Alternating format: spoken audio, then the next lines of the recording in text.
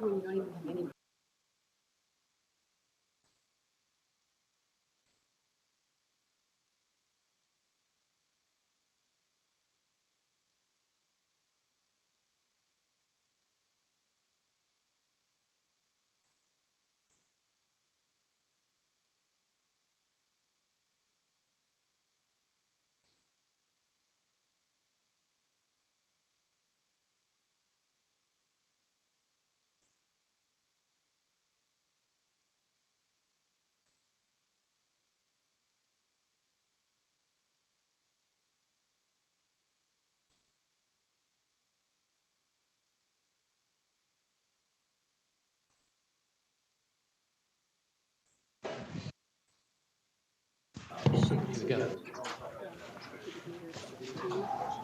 If I can get everybody's attention, we'll call to order the Mobile Source Committee meeting for September 20th, 2019. I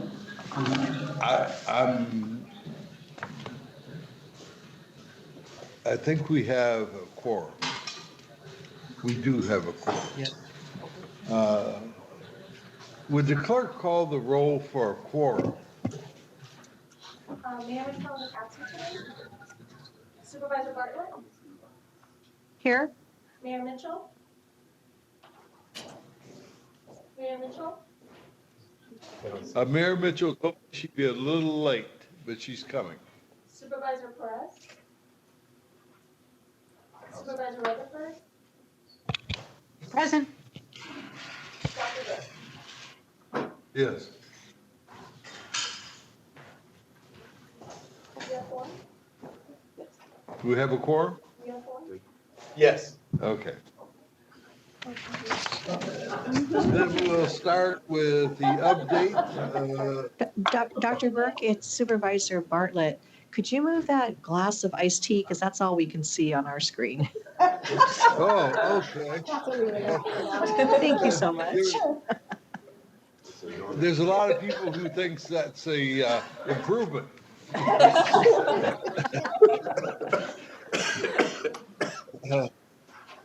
Okay, let's start with the update on development of the facilities-based mobile source measures in the 2016 AQMP. Ms. Reese? Yes, good morning, Dr. Burke, members of the committee. I'm going to give an update as to where we are on our facility-based mobile source measures that we've been working on now since May of 2018. So just a quick overview of this, what the board directed us to do. We're working on 5 different facility-based measures on airports, ports, new and redevelopment, warehouses, and rail yards. And so on airports and ports, we were directed to pursue a memorandum of understanding. For the ports, it was to build on the good work that the ports have done on their clean air action plans. With airports, to follow a similar vein. In that case, the airports were to develop clean air action plans of their own, and then we would pursue MOUs to implement specific actions from those. With new and redevelopments, we were directed to continue to work with stakeholders and explore different regulatory concepts, and then also take a look at what preliminary costs and benefits would be of those rule concepts before then coming back with a recommendation. And then on warehouses, we were asked to pursue regulatory concepts. So we're looking at developing an indirect source rule for warehouses, at the same time to conduct a study on economic impacts that would then inform whatever rule concept we develop. And then on rail yards, we were also asked to pursue rulemaking. So we're developing an indirect source rule on that as well. So where we are in the airports, we've been working with the airports. They've been very cooperative, developing what they call their air quality improvement plans, or AQIPs. And so the AQIPs have different elements where they're pursuing measures to get emission reductions. These are focused on the non-aircraft emission reductions. So we understand that even though aircraft are the #1 source of emissions from the airports, for a variety of reasons, we don't really have a regulatory authority, or it's difficult for us to control those emissions. So we're working with them to develop those plans, and then specific measures from those plans will then be incorporated into a memorandum of understanding. So they've been working through that. Right now, we've had several working group meetings on the airport MOUs, so folks are aware of what we're working on with that. And I think it's proceeding well. Right now, we still have the Sarah? AQMD. Yes, Sarah, can you go back to the last slide? sure. So the 4 airports below LAX probably equal 1/20th of the emissions of LAX. They are a So for lot them to smaller. be portrayed as equal in the size of the box is a little misleading. So where are we with LAX, since it's the only real player on that board? Yeah, so LAX, they already had developed an air quality improvement plan, so they already have a lot of measures out there to reduce emissions at LAX. So, you know, we're working with them to get or incorporate the elements of their air quality improvement plan into an MOU. But they have probably, I would imagine, I would say the most aggressive plan compared to the other airports, mostly because they are bigger, to your point, and so they have a lot more opportunity to make those reductions. But where are we in the progress? I mean, since they're the Goliath, so, you know, if we don't have something specific with them, you know, the rest of it is not really relevant.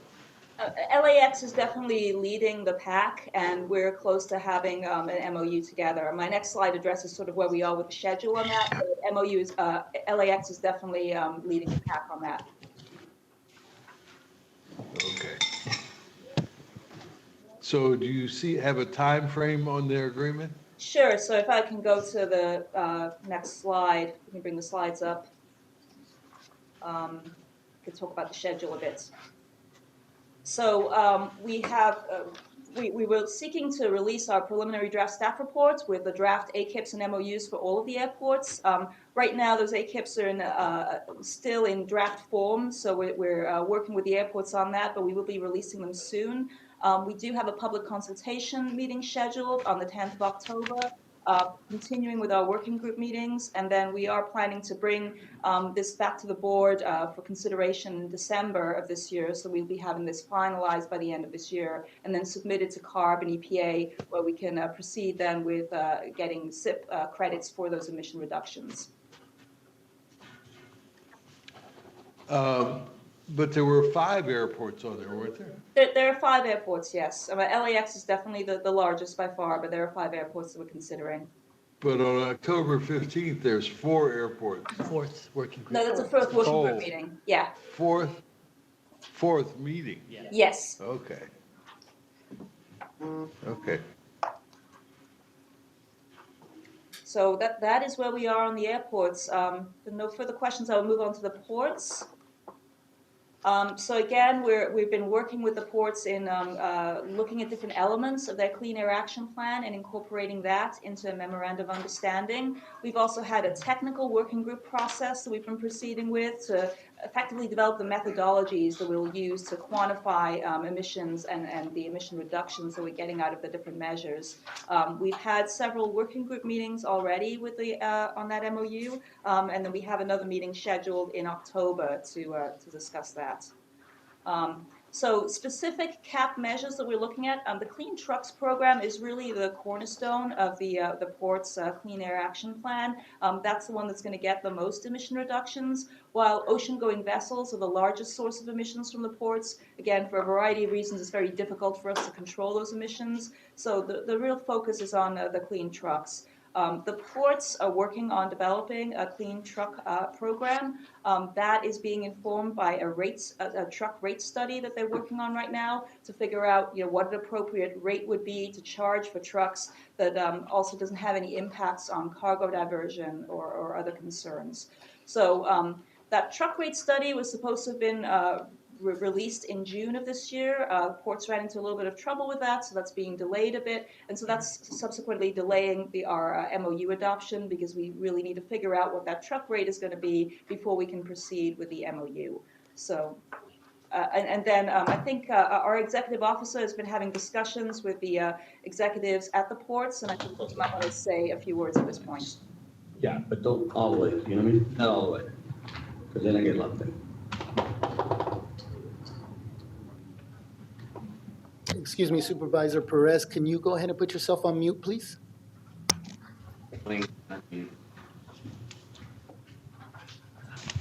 Thanks, Sarah, and thank you, Supervisor Perez.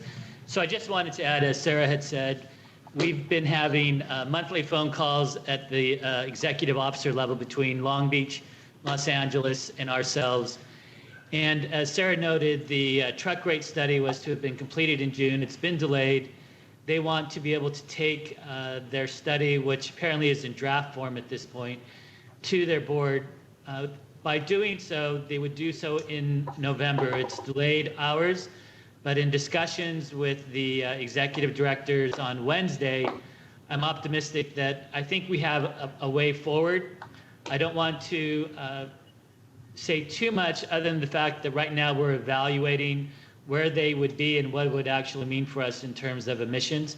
But we will be able to then come back in December with where we are on that. But I am optimistic, and I just wanted to let the board understand that. And I'll turn it back to you, Sarah. Great. Pull the slides back up. So in terms of schedule, so we had initially planned that we were going to be adopting an MOU by the end of the year. Because of the delay in the truck rate study, that's being delayed a bit, but we expect that we'll be bringing the MOU back to the board in early 2020 for consideration. We do have a draft MOU language already developed. It's just a matter of being able to fill in some of the specifics based on the results of the study. On new development and redevelopment, this action was taking a bit of a slower path.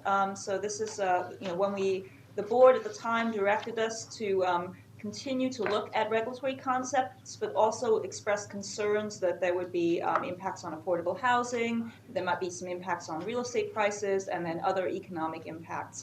And so we were directed to continue with our working group process, so continue to meet with industry representatives and other stakeholders, and then also to look at a study on some of the economic impacts. And so for that, we've prepared a request for proposal, and we're looking at a study mostly evaluating the impacts associated with construction costs for different rule concepts.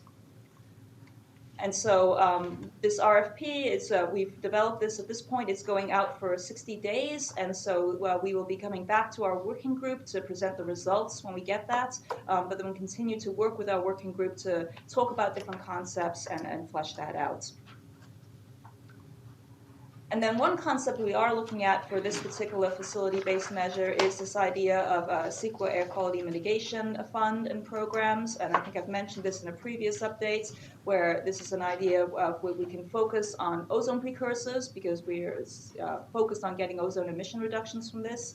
But really looking at different projects that could be associated with new development and redevelopment that could then mitigate air quality impacts associated with those projects. We're still figuring out what this concept would look like. It's very early, but it is something that we'll continue to work with our working group. On warehouse, we've been directed to do indirect source rule, and so we've had 3 working group meetings since the last time that I talked to you guys. And I wanted to stress here that there is a lot of different regulations and actions going on in this area. So CARB is very active. There's some movement potentially at the federal side on trucks and getting cleaner truck standards. We really see the ISR for warehouses as one piece of the puzzle to be able to integrate a bunch of actions that are going on at the local and the federal level that can provide emission reductions. But it's a way to sort of facilitate all of that and make sure that we're able to get emission reductions from the trucks associated with the warehouses.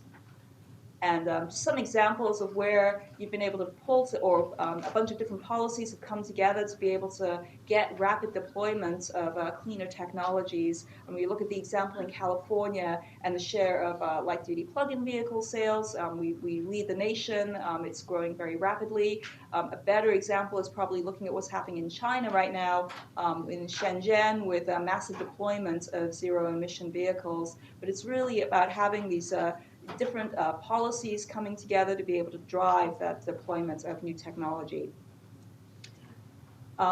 We spent a lot of time thinking about different concepts of what a warehouse ISR could look like. We've come up with one now, what we're calling our Warehouse Actions and Investments to Reduce Emissions, or our WARE program.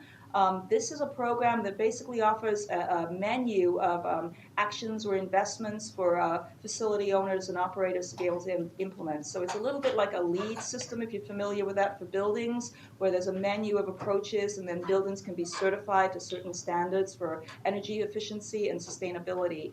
So on that menu, there'll be a number of different actions. Each of those actions would have a specific amount of points, and facility operators will be then required to earn a certain number of points every year. So, and I'll stress on this is that this is still very draft and preliminary. We just had a working group yesterday to talk about some of the details of this, but we're definitely still working this through and very open to inputs. But each of the points that they would earn, right now we're looking that would be based on the number of truck trips to those particular facilities. And that's because with the warehouses, you look at the bulk of the emissions, it's really all about the truck emissions.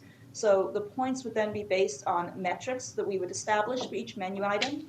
And then there'd be factors that we would include in terms of determining what those point values would be. We haven't gone through this exercise yet. Again, it's very preliminary, so there's still a lot of work ahead to flesh all of this out. But we are thinking that some of these action items might be weighted heavier if a facility is near a sensitive receptor. So for example, if a facility is right next to a school, there could be more points associated with that facility switching to zero emission yard trucks than a facility that's maybe in the middle of nowhere or not close to any sensitive receptors. So in terms of our timing, we're looking at maybe potentially a phase-in of this program. So starting with the larger warehouses and then phasing in for ones that are smaller. We were also considering a program where the number of points that the facility operators need to earn would increase over time. But again, all of these details are still to be worked out and determined.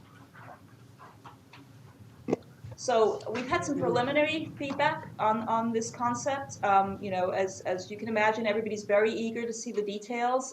It's easy to talk about concepts. It's difficult to get into the weeds when you talk about how things are actually going to work.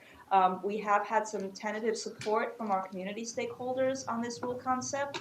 Again, our industry stakeholders want to see the details, want to understand how incentives are going to play in this and how the SIP credit aspect will work of this rule.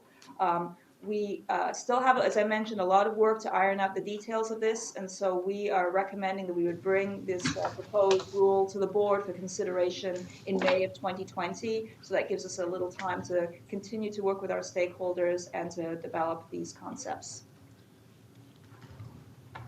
Hi, it's Supervisor Bartlett. I have some questions Sure. before we move on to the next item.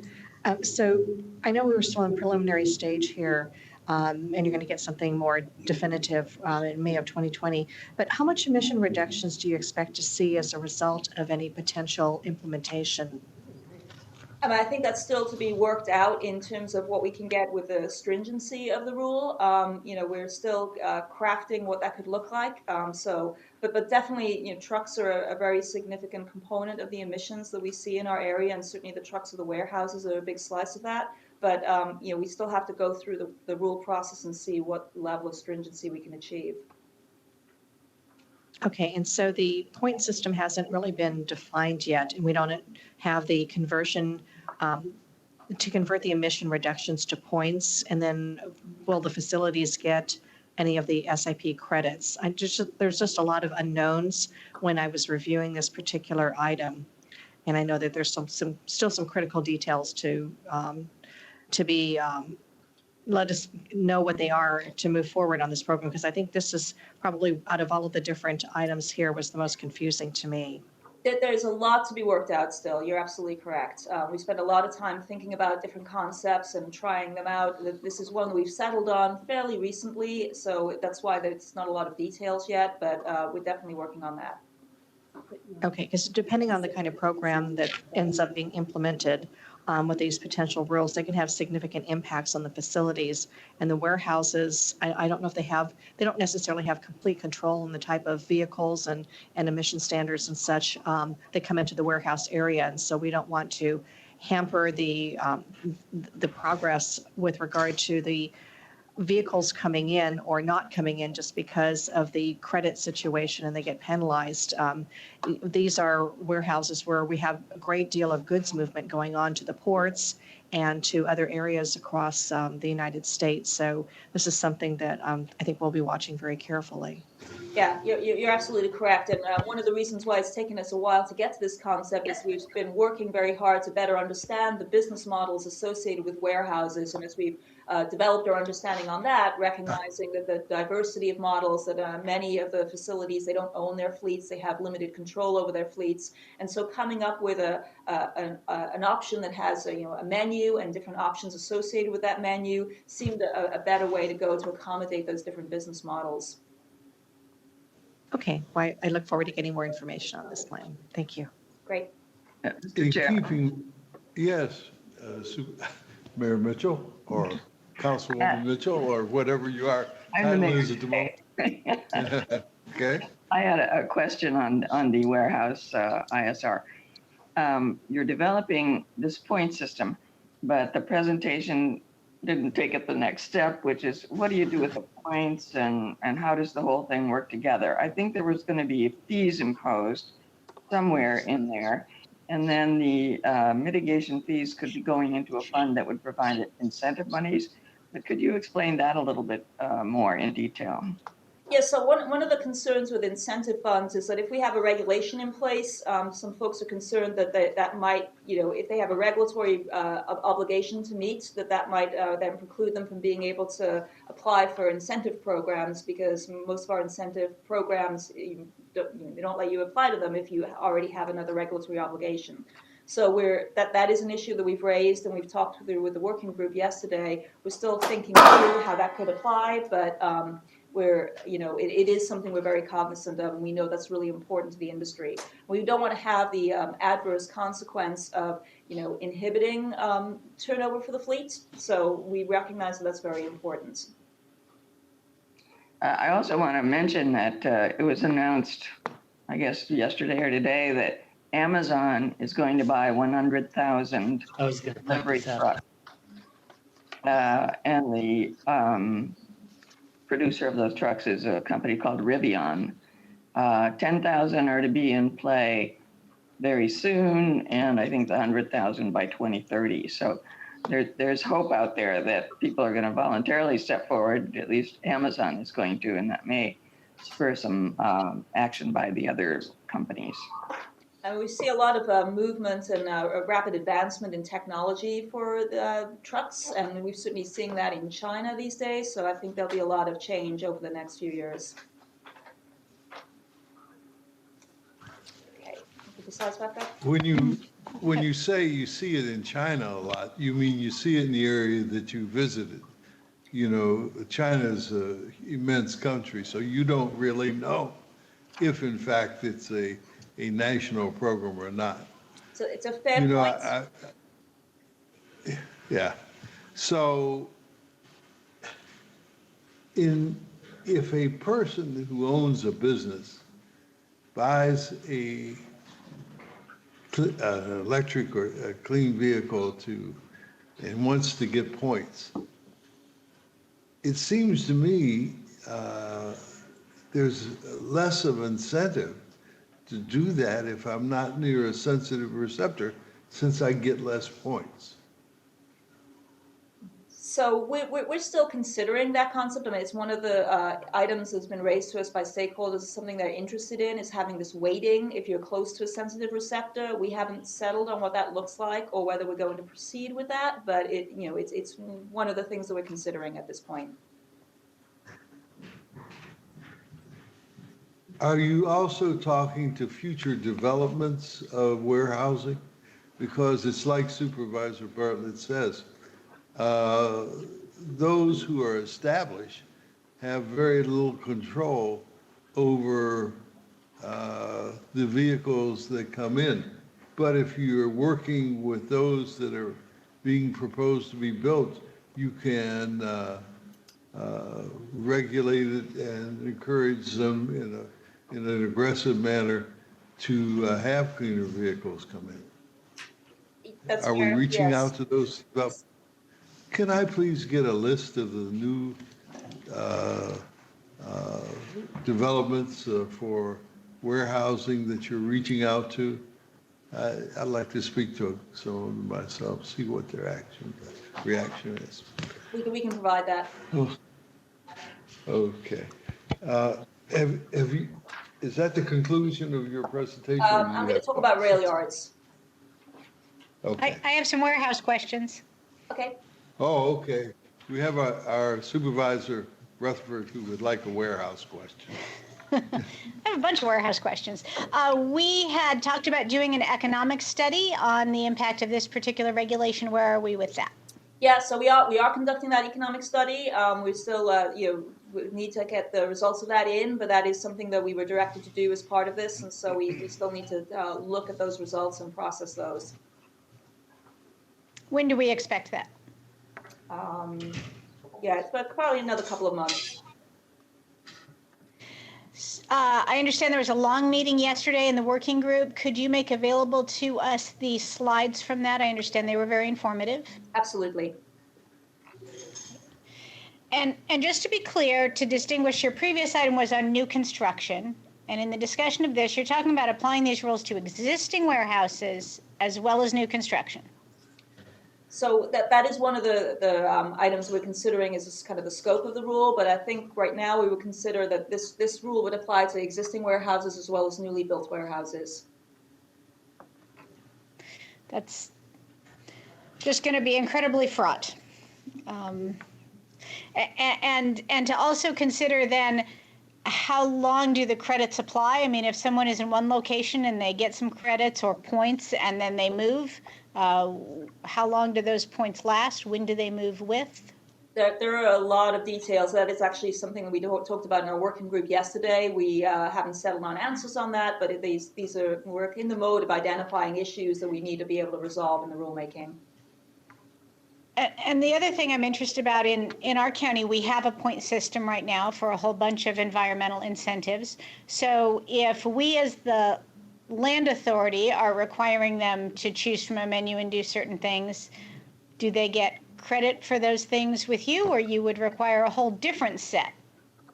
Again, I think that's something we need to look through as we go through the rulemaking process. Right now, we're at a very preliminary conceptual stage where there's a lot of details we have to flesh out. And you think we're getting it fleshed out by May, huh? We're very industrious. Apparently, as long as you're not industrious in a warehouse, you're okay.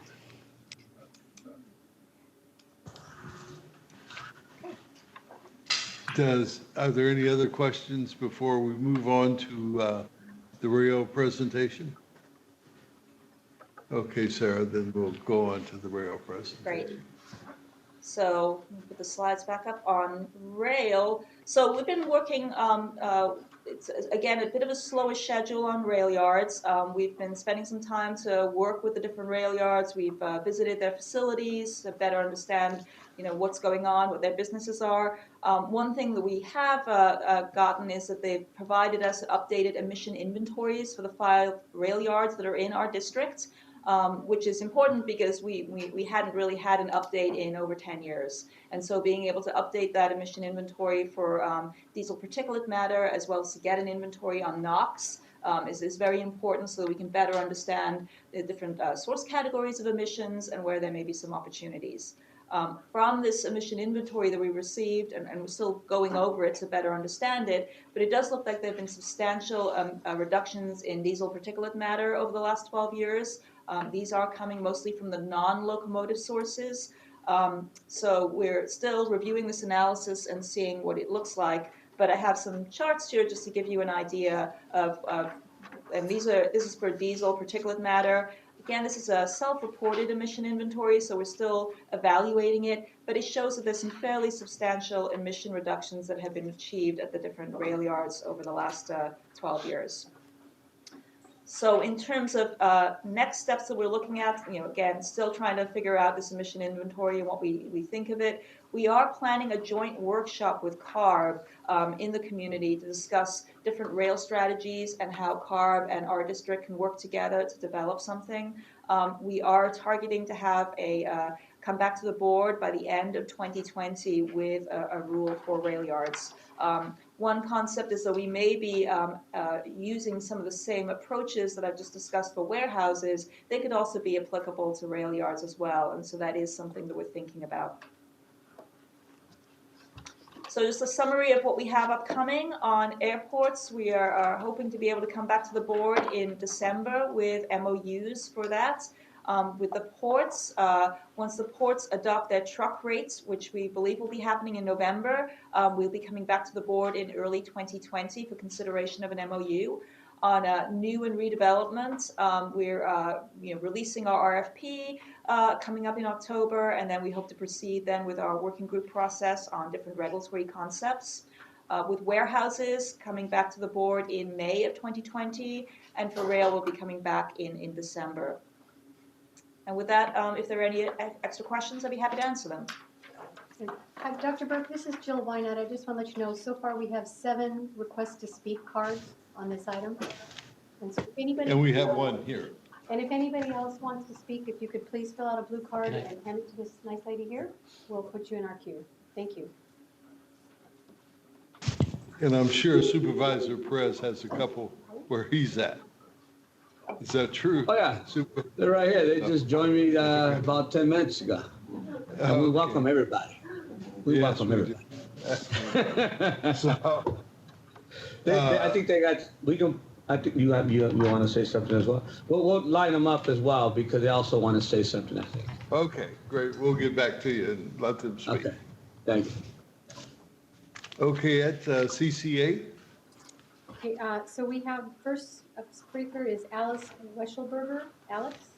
And if you're in one of the overflow rooms, CC6, can you make your way back if you have submitted a card? And then after that will be Angela Guzman. And how much time would you like to give them, Dr. Burke? I think you're on mute. give them 3 minutes. This 3 is an minutes, important okay. issue. I'll speak. Talk here.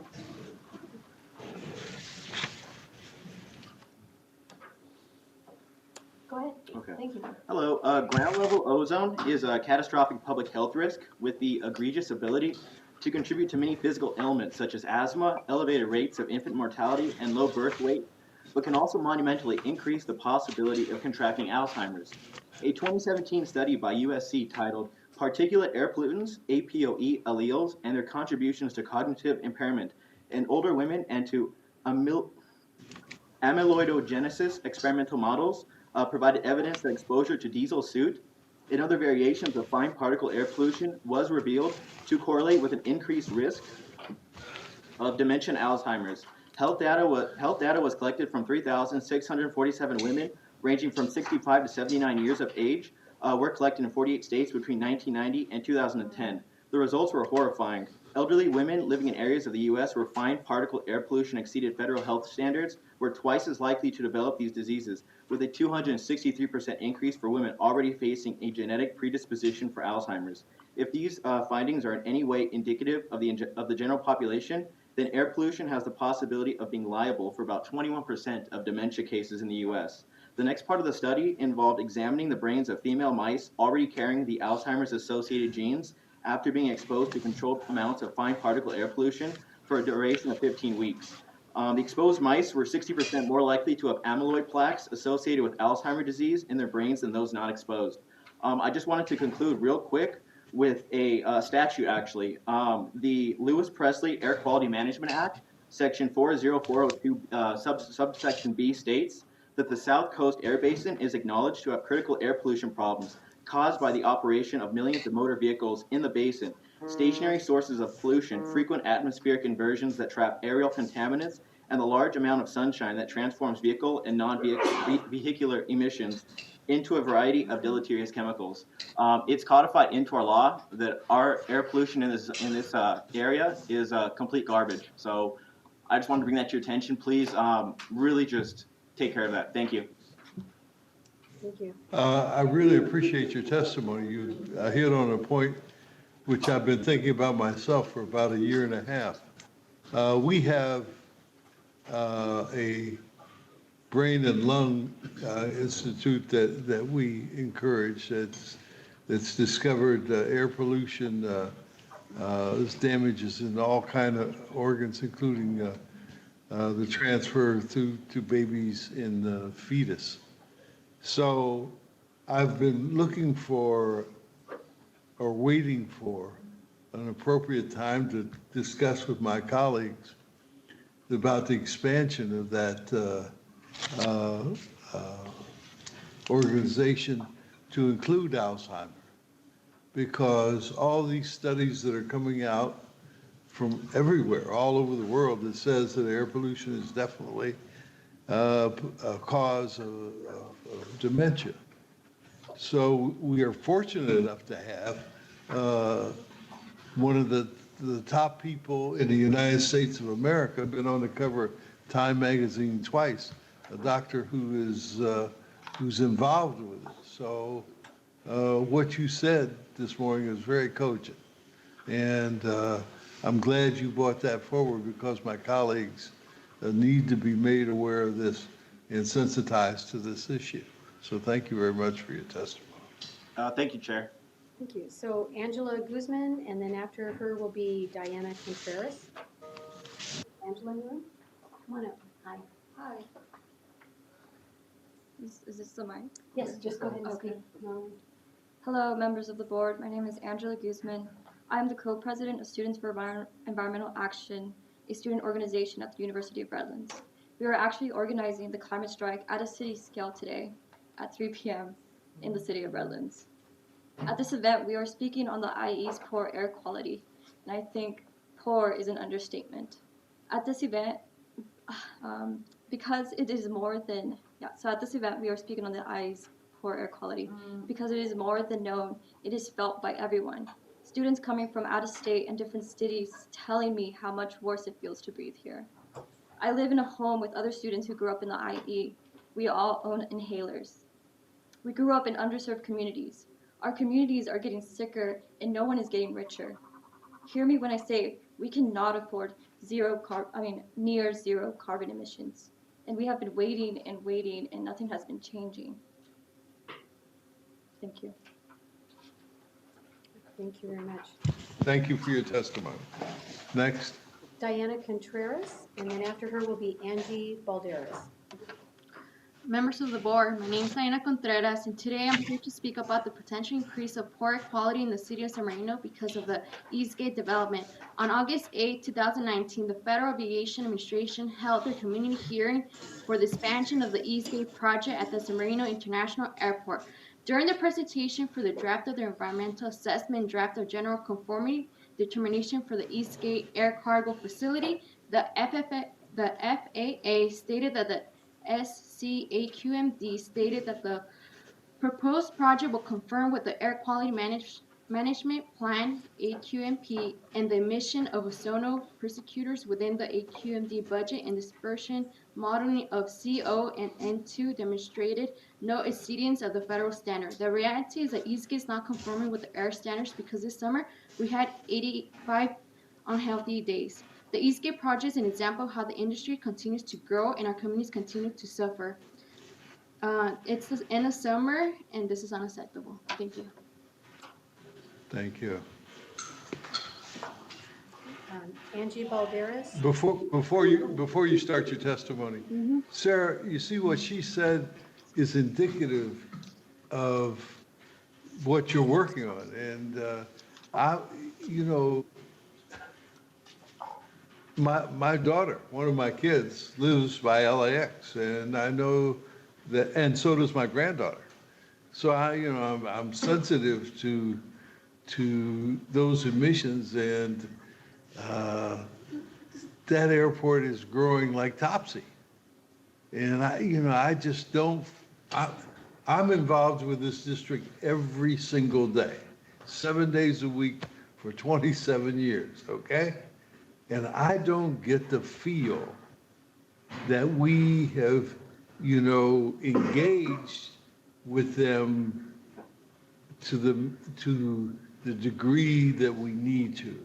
So since I'm now here in Mobile Source, I'm going to be really pushing for that. So I just want to make you sensitized to that. I'm sorry, sir, your testimony? Okay. Good morning. My name is Angie Balderas. I'm a organizer with the Sierra Club and a resident of the Inland Region for over 25 years. I lived in the cities of Bloomington, San Bernardino, and now Highland. I'm here to support zero-emission trucks and other zero-emission vehicles at the ports, airports, rail yards, and warehouses. We need to do something about our port air quality because it is very important and vital to our communities that are living around in communities that are infested by warehouses, which brings many mobile polluters. I see many of our folks dying every day from respiratory issues. And quite frank, I'm sick and tired myself of spending my damn summers at Kaiser due to my developing breathing issues. I live in the best part of Highland. I bought a new house there just to be in between airports and surrounded now by warehouses all around me. And now trucks idling in our residential streets. Our communities are tired and just simply trying to breathe. We don't need none of your Band-Aid solutions. We need strong solutions and a strong ISR and MOUs. I please ask y'all, stop selling out our lungs for profits. And please help us out and help our communities. And if you would ever like to take a month to see what reality is in these communities, feel free. I have an extra room. I know other people will take you in, so that way you could see and experience what it is to breathe in the IE. Thank you. The next speaker will be Linda Cleveland, followed by Francis Yang. Ms. Cleveland, here. Good morning, board. My name is Linda Cleveland. I work with the environmental group from the Watts area called Watts Clean Air and Energy Committee, and I'm here to represent the whole South LA. We are surrounded by 4 different freeways. We have tremendous amount of construction going on right now, so there's pollution being spewed out all over our community. When the laws and the regulations are passed, it seems as though we're left out of that whole scenario. There's no enforcement going on. You talk about zero emission. What does that mean to my neighborhood? Nothing, because there's no enforcement. We have people who are able to buy all these credits and continue to pollute our area, and there's nothing being done about it. Right now, we have major companies there working on major developments, and still the pollution is there. So we're surrounded by the trains. We call them bomb trains because they flow through our community with all these chemicals on it. We found out that even our fire department is not equipped to handle a spillage in our area. So when all these decisions are made, please keep us in mind. We are worth it. We deserve to be able to breathe clean air like any other community. Thank you for your time. In keeping with your testimony, I lived in that community for 35 years, and I still have family who are located in South Central Los Angeles. The move by this district to provide enforcement and programs to help all disadvantaged communities has been significantly increased in the last 27, 28 years. It's not perfect, but it's come a long way. I remember one of my best friends is Danny Bakewell, who is the publisher of the Los Angeles Sentinel. And I remember when Danny went out and stood in the middle of the train tracks over there by Slauson and refused to let the trains by because there were children. playing in the playground up the street. So I've been involved in this struggle for a long, long time, and I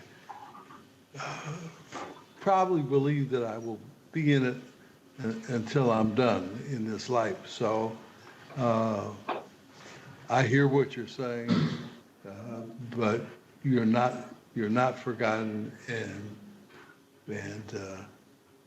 I must say that my colleagues, for the most part, are moving in a way which benefit the community. I thank you and I appreciate your comments. Thank you. The next speaker is Next person, Tessa. Francis Yang, and be followed by Carlo de la Cruz. Hi, thanks for having me speak. My name is Francis. I'm an organizer with the Sierra Club, and I grew up in Southern California, specifically in the Long Beach area. And these issues are really, really close to me, and a lot of the people that I talked to, hung out with, grown up with, and still continue to work with today. And unfortunately, a lot of them are unable to come all the way out to Diamond Bar at 9 a.m. in the morning, not only because they are working people, but also because a lot of them deal with health issues. In fact, one of the people that I come to represent, but will distance myself from telling her own story, she's not allowed to really come outside during these times, especially on the 85th day of unhealthy air. And when we read those weather reports that says unhealthy air for sensitive groups, I think that's an understatement. She's not allowed to go outside. A lot of us go out to the clean truck programs around the ports. A lot of us try to show up to the master plan things, but it's hard. It takes a toll on us, and not only that, it doesn't feel like anything's really happening. And when we're asking for regulations on these massive industries, we're not saying that just so that we can have healthy air and like it's beautiful, but we're really asking for health. We're asking for the ability to just go outside as regular people to do what we want. And it's really scary, especially when we have to come out all the way to Diamond Bar, when we have to mobilize, when we have to almost campaign just for something as basic as clean air in our communities. And so I guess I am here especially because I'm asking you to not listen when there are economic developments or nuances that don't make any sense to us. And all we're really asking for is just to take care of us as a government, as a body, as a people who care for other people. And so I guess I can just close by saying thank you again for your time. We are really, really trying to be careful and work as closely as we can with this group, and we're always happy to come out to any meetings, but please be wary that not all of us can be here. So when I say like I am trying to represent a lot of other people who can't make it, who don't have the time, I really mean that we care, and please keep us dear to this conversation. Thank you. Thank you very much. After Carlo de la Cruz will be Peter Herzog. So good morning, Chair Burke and members of the Mold Source Committee and everyone here today in lovely CCA in Diamond Bar. I want to thank the AQMD for not only having an important update on this issue, it's an important rule, but also having it on today. Today is September 20th, 2019. It will be the largest climate strike in the history that we've seen since we've known about climate change. About all the issues that we are dealing with fossil fuels. And so I represent the Sierra Club. We, along with our environmental justice and our environmental partners, will be submitting a letter with our comments, so don't worry. You will be getting our thoughts on the proposal. I want to thank staff for their diligent hard work and for also taking our feedback. We have seen progress as we've seen this rule develop, so we do feel that the AQMD is listening and is working diligently. That said, you are only one agency, and we know that you cannot lift the world, and we are here to stand with you because this is a larger issue than any one district, than any one elected official, and any one elected term. I've been reading the history about the AQMD, and it's astonishing to me about how history repeats itself. I want to implore you all today to think about how this can't just be another rule that you have incremental change, that you really need to take this opportunity to realize this is the first time this district will have the ability to regulate and standardize the regulations for an entire industry across the Southland, an industry that has been proliferating and expanding since World War II, since the end of the big manufacturing boom we've seen in Southern California, and had devastating consequences. I say that because imagine if, and now I want to speak directly to the chair, to Supervisor Bartlett, to Mary, to Mayor Judith Mitchell, to Supervisor Perez, to Supervisor Rutherford. I want to thank you for your engagement in the community.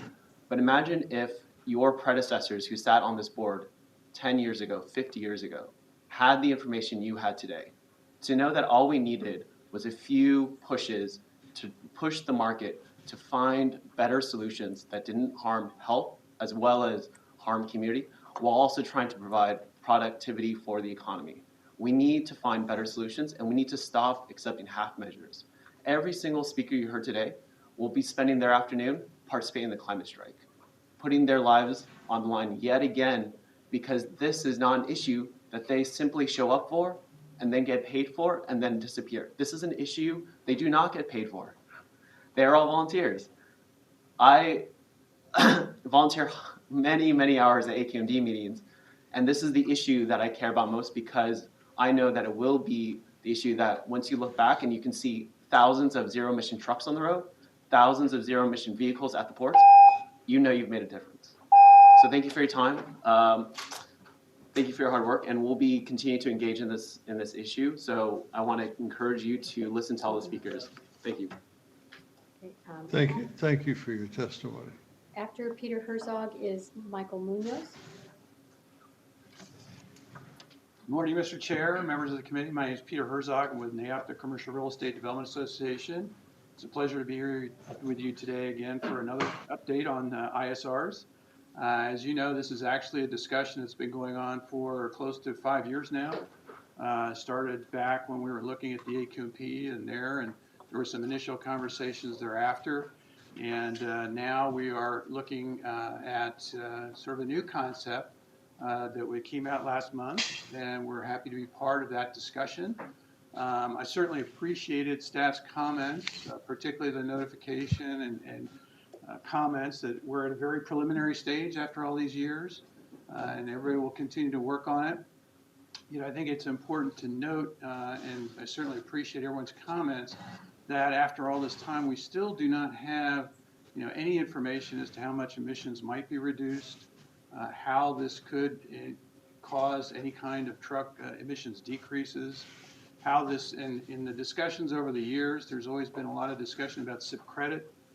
There's still nothing with regards to SIP credit as to whether or not this could possibly lead to any kind of SIP credit. And, you know, then there's other issues as well. So as staff indicated, we had a very good meeting yesterday. But the bottom line kind of from that meeting is that this is becoming very complex. There are a lot of questions to be discussed, issues to analyze. And so we look forward to that discussion and hope that you know, we can proceed on a realistic basis. So with that, thank you for your time. Thank you for your testimony. Okay, next speaker is Michael Munoz, please, and then Chris Shimoda. And that's the last speaker card I have here for CCA. Good morning, everybody. My name is Michael Munoz. I'm the senior researcher with the Los Angeles Alliance for a New Economy, and I've been working on the Our People, Our Ports campaign. And I've heard a couple of comments today where people said warehouses don't know who's actually coming into their yards to either drop off or pick up containers. But I think that's specifically why we need a strong warehouse rule, why we need a strong indirect source rule, because you don't know who's coming into your yards or into these warehouses.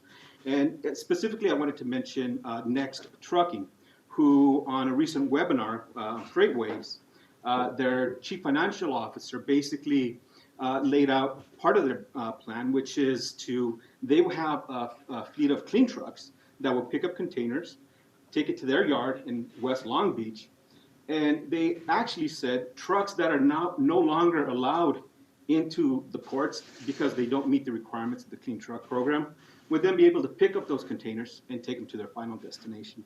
And to me, that sounds like an end around. It sounds like it undermines the goals of the Clean Truck Program. It undermines the goals of the AQMD. And I think that's specifically why we need a strong ISR.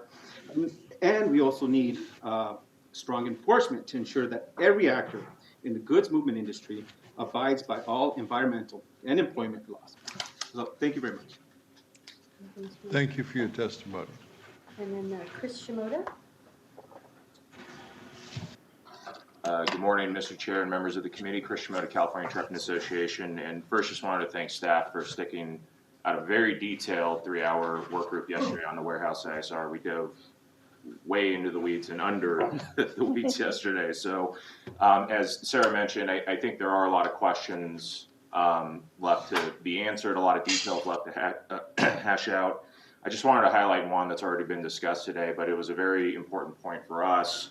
That we were told that there's a possibility that a warehouse ISR may prevent or deter fleets from accessing grants and incentives. And, you know, in speaking with the leading fleets, the folks who all of us collectively are depending on to make the investments to advance this technology, I can tell you that all of them are looking to see what sort of grants and incentives are there to help defray the costs and the investments in zero emission to make them pencil out. And so just wanted folks on the committee to consider the unintended consequences of if this rule prevents fleets from accessing those incentives. Consider a project directly outside of the basin. Fleet is going to be able to access grants and incentives to defray upfront costs of zero emission vehicles, chargers, if there's on-site demand management or battery storage. All of that is potentially able to be the cost of it is able to be defrayed by grants and incentives. Now look at the same project inside the basin, potentially no grants and incentives, and we didn't get into it today before the Mobile Source Committee, but there's a menu of options potentially for compliance that you may end up looking at a situation where a fleet doing a full zero emission conversion is also being required to pay mitigation fees to the district that are then being shipped out to their competitors. And so as far as the attractiveness of doing the exact kind of projects that I think the district, the stakeholders, the community members are asking to be done, whether or not this rule is going to have the intended consequence of trying to get those emission reductions in the basin. So again, there's going to be lots of discussions moving forward, a lot of questions on the concept, but just wanted to highlight the possibility that, the question should be, are we actually achieving the intended goal, which is to advance the technology? And we'll stay engaged in this discussion. Thank you for the time. Thank you very much for your testimony. So Dr. Burke, we can go to the remote location. That was testimony. That's it for 60. That's it? Okay. Well, we have Adrian Martinez here, who will be testifying from the Lux. Adrian? Good morning, everyone. First, I want to thank staff. I think it's been a long road to get to this proposal, but I think staff has done an excellent job digesting a lot of information, listening to what community groups and environmental groups have to say. In 2004, when I was at the Natural Resources Defense Council, we spent a lot of time working on the No Net Increase Task Force. We spent late nights, many months, working with Air District staff. And there was a reason. There was an urgency and crisis around port pollution that was even more prevalent then than it is today. I think this issue of warehouse pollution is equally important. And I know it seems like the 7 months between now and May is a short time period to get a rule done. But I think it's ample time. And I just want to give a commitment from the environmental community and others that, look, we'll work nights, weekends, holidays. Warehouse pollution, I think, is one of the critical issues in our air quality challenge that we're facing. And I think this rule, as it can advance clean technology and address existing and new warehouses, it's one of the most important rules that the Air District's working on. So I just want to put an urgency that I know that the proposal here shifts the date to May. And while that stresses us out because we've been working on this for a long time and we want it to be done quickly, we want to make sure that this gets done by May. It will be important that before next summer starts in earnest and the ozone season starts, we have a rule in the books that we can look to that all of us work together to accomplish. And so I commit to you that Earth Justice and my colleagues, we're ready to go, ready to provide that feedback on whatever deadline is necessary to meet this May deadline. Thank you. Thank you for your testimony, Adrian. We're going to go down to Palm Desert now, and Supervisor Perez. Thank you. Okay, hi everybody. My name is Andrea Vidaurre. I'm with the Center for Community Action and Environmental Justice. First off, I just want to thank the staff. I know that they're working incredibly hard. And although we are disappointed that the deadline is being moved forward because we know how urgent this situation is for us, we are optimistic that the staff will get it done in May and with all of our support. Just this summer, we're getting over 80 consecutive days of really bad air, right? And what Francis spoke to earlier about not being able to go outside, that's 100% real, right? We really do have community members that during these 80 days are being told, don't go outside, it's gonna be detrimental to your health, right? We have a mother in the San Bernardino airport communities who has a little boy. She doesn't drive, she walks her kid to school, and on these, to school, daycares, etc. On these types of days, she can't take her son out longer than a couple minutes because her kid will get a nosebleed, right? And we're lucky that we have this mobile health clinic, right? That drives through some of these overburdened areas in San Bernardino, and they'll give free checkups to the children, and they'll give free medication to the children. So we're lucky we have that. It goes to different places, but once a week at least, right? She's on that every single week to make sure that her kid has medications for the respiratory issues that he has and for the nosebleeds that he gets. So it's very real. And in San Bernardino County, Riverside County, ozone means a lot more, right? You feel ozone in a different way when you're on the front lines, when it's right behind your house, or when the truck route's right in front of your school. It's a whole other thing. So this rule is so pivotal to moving us forward, right? To having less days where we can have telling children that they can't be going outside.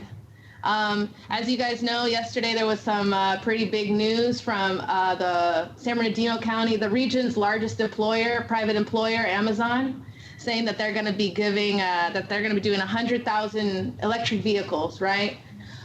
We're interested to see how many of those are going to be medium duty, heavy duty, right? But if we don't have a mechanism to be able to capture and require the industry to be putting those types of medium duty and heavy duty trucks into this region, where are they going to go, right? This type of indirect source rule can be that mechanism to be starting to capture the industry's transition into clean energy and clean technology. Without this rule, there's no way to capture that. And then without that rule, we can't really be reaching the equity that we're asking for here. This is just 5 seconds because I didn't see the timer. Today's a very special day. It's the global climate strike, right? It's a day where youth are asking adults to step up. Youth are asking, adults to not do business as usual, right, for their life. And what a special day that today we get to be talking about that type of rule, and we get to be actually acting on what youth are asking us to do, which is to make a rule that was going to implement in the future and help us out. So thank you.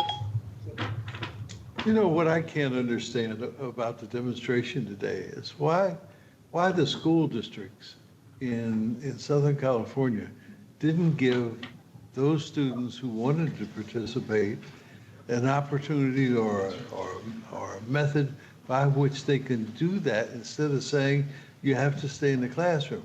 You got all these millions of kids all over the world who are demonstrating, And in Southern California, where the problem's the worst, one of the worst places in the world, our kids are being told to stay in school and not demonstrate. It was just beyond me. I couldn't figure this out. But thank you for your It's going to testimony. take all of us. It's going to take all of us, so including them. Thank you. Have I missed anybody? Oh, Yes, yes. I'd like to speak. My name is Yossi Okay. Kavazadeh, and I'm an organizer with the Sierra Club. I live and work in the inland region. I live in Riverside, and I want to thank you all for providing the space for us to come out and interact with you this way.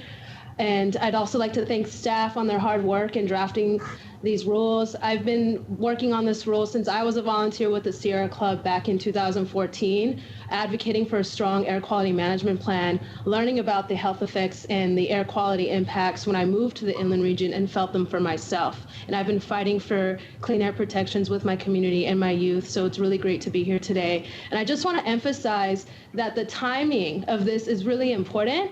And we were able to swallow this hard pill of the date being pushed back because we've seen substantial changes and reflections that are improving the pathway towards zero emissions. And we don't mean near zero gas and diesel, because near zero gas and diesel infrastructure investments and rewards will continue a path towards tailpipe emissions that our communities are used to seeing. We want to see green jobs. We want to see sustainable industry coming into our communities and providing a benefit.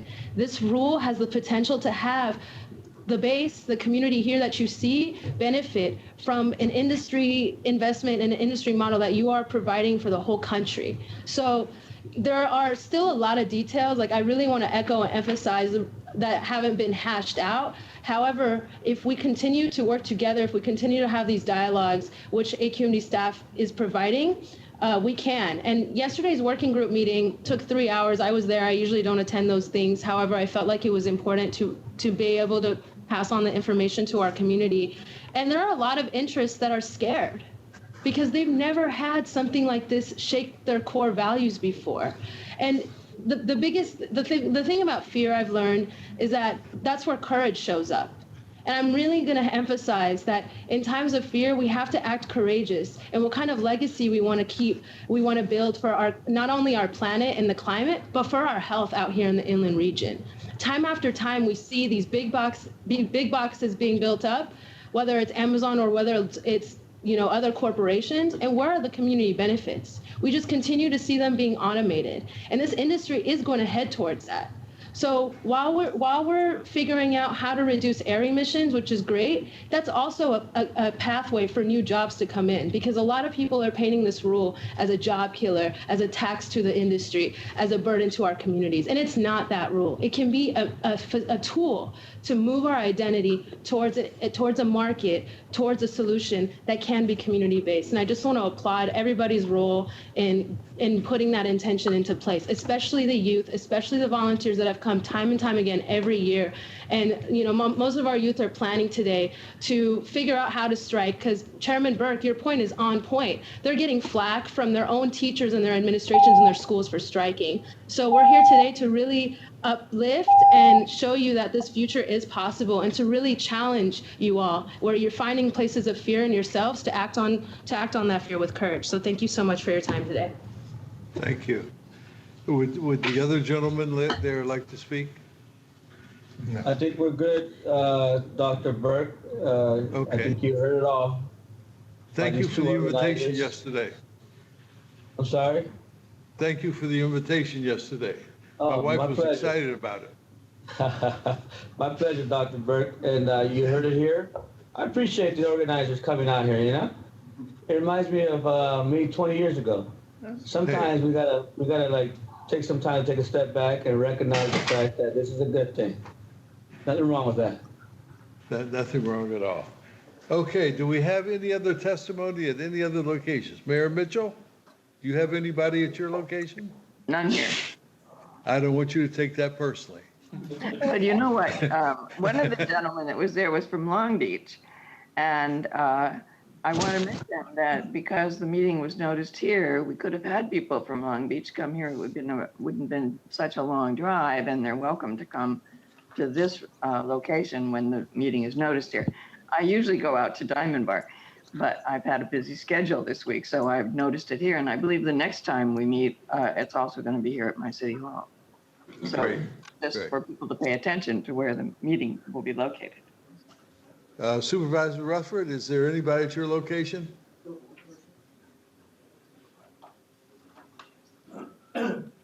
No? No, no one here. Okay. So that concludes the testimony on this issue. We'll move on to item 2. And since we are over our time allotment here, we're moving into transportation. Carol, how long a presentation do you have here? I can do it in 10 minutes. How about 5? Okay, 5. I can do it in 5. Okay, so. Okay. Dr. Burke? Thank you very much. Dr. Burke? Because it was going to 0 in a minute. Okay.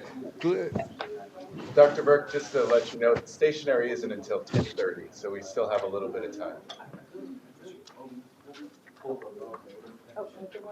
5 minutes. Okay, well, good morning, everyone. For those of you who I haven't met yet, I'm Carol Gomez. I'm a planning and roles manager under Phil and Sarah. I'm going to give you an update on data for 2018 for Rule 2202. Some background on this rule. This applies to work sites of 250 or more employees at a site. We have about 1,360 sites that are regulated, and this rule targets VOC, NOx, and CO. There's 3 basic options for employers to choose for rule compliance. The top one, the Employee Commute Reduction Program, that's basically a rideshare program. The second one, the Air Quality Investment Program, that's one in which an employer would pay a fee for every employee who arrives in the 6 to 10 a.m. window, and then we use those funds for different projects. And then the last one, the Emission Reduction Strategies, employers purchase credits from credit vendors, and then we retire those credits so they can't be used anymore. For 2018, the pie chart on the left shows the percentage breakdown of the usage of these different options. So you could see the credits, the ERS, it's a little over half. The rideshare one is about 39%, with AQIP being about 6%. The pie chart on the right, though, shows the number of employees that are impacted by these different choices. So even though the rideshare one was about 39% of sites choosing that, it really encompasses about 52% of the employees that are being regulated. This is a breakdown of the different options that are being used, but by county. This pretty much more or less has stayed the same as last year. In any one box, it's changed anywhere from 0.1 to 3%, so pretty much the same. The County of Orange, through OCTA, has been working with my staff recently to gather data on all the employers in Orange County that are regulated and which option they're currently using, because they're planning to do a big push to try to get more of their employers to implement rideshare programs. This slide shows the peak window employees that are impacted over time. Again, peak window is 6 to 10 a.m. The very top in red, that shows all employees combined that have been in the program. The very bottom one's the AQIP. You can see that's always remained small. The 2 in the middle, the rideshare in green, and the yellow is the credits. That one goes back and forth because the credits, it's a credit market like the stock market. Prices go up and down, so that's driven by price. But for the last 3 or 4 years, there's been more doing, as far as employees go, the rideshare program. In this program, all the work sites are assigned an average vehicle ridership target, AVR, and it's based on their geographical location. The majority of the facilities are on a 1.5 AVR, with the outlying a 1.3 and downtown LA 1.75. So this just targets where we're at as far as reaching AVR goals.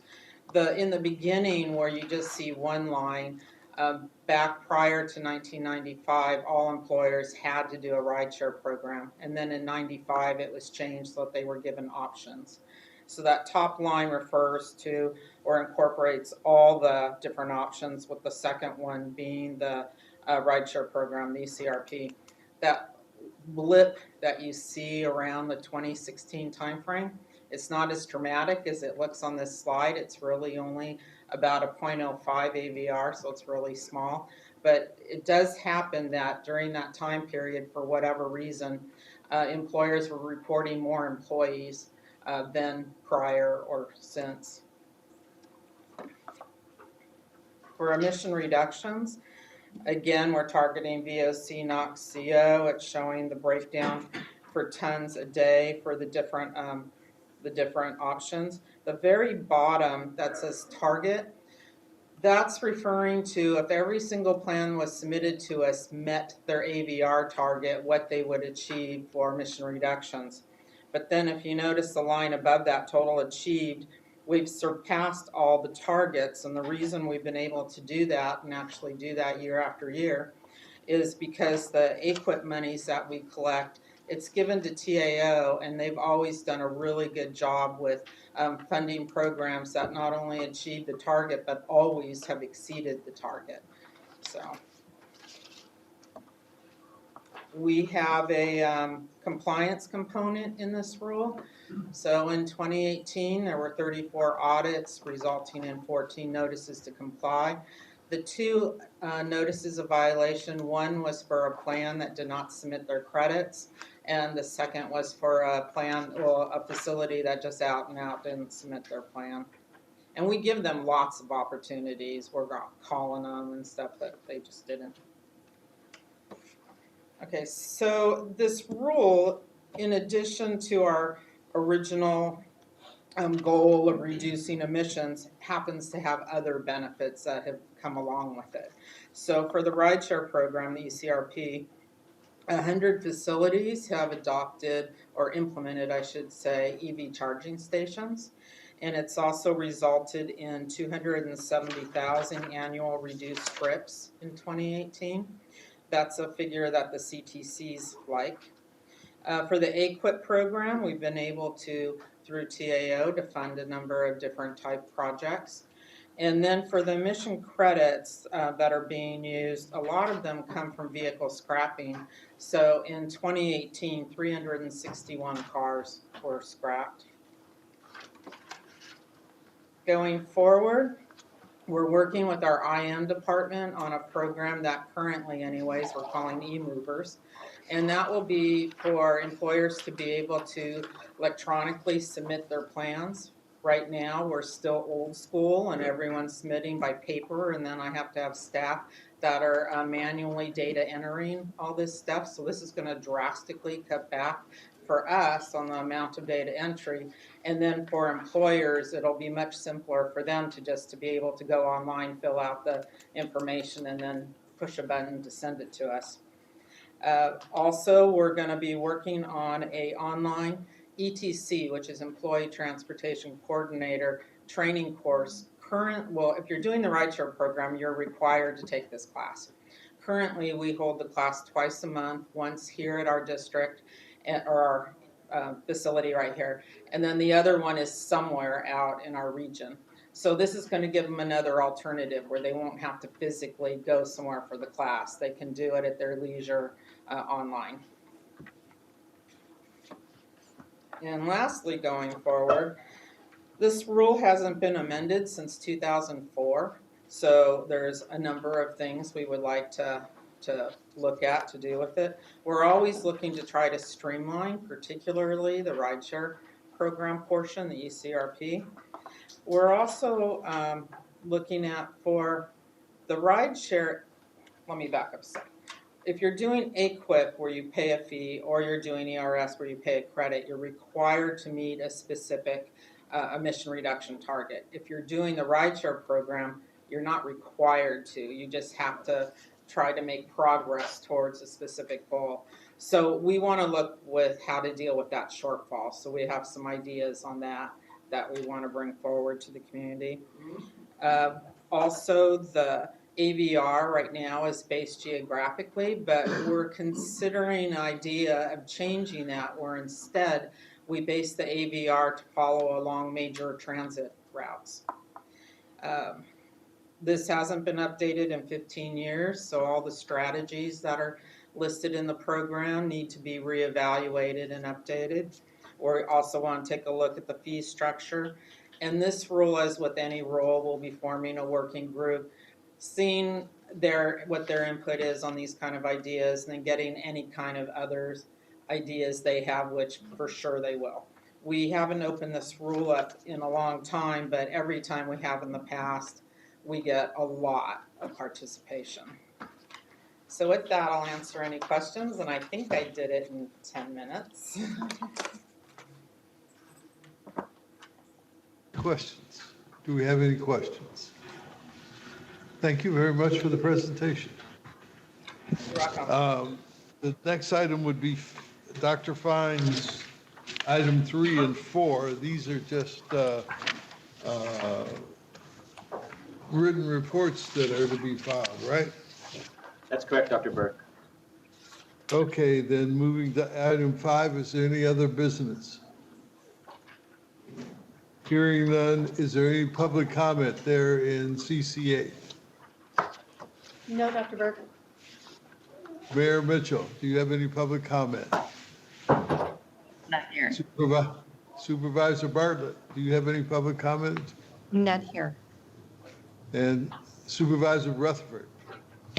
No public comment. Okay. And Supervisor Perez? None at this time, other than everyone's invited to the Mariachi Gala on October 19th. Hey, come on down to Palm Desert McCollum Theater. I'm going to try to be there. I really want to be there. Come on down if you can. So that, if with no public comment, that adjourns the mobile source meeting for September 20th, 2019. Okay.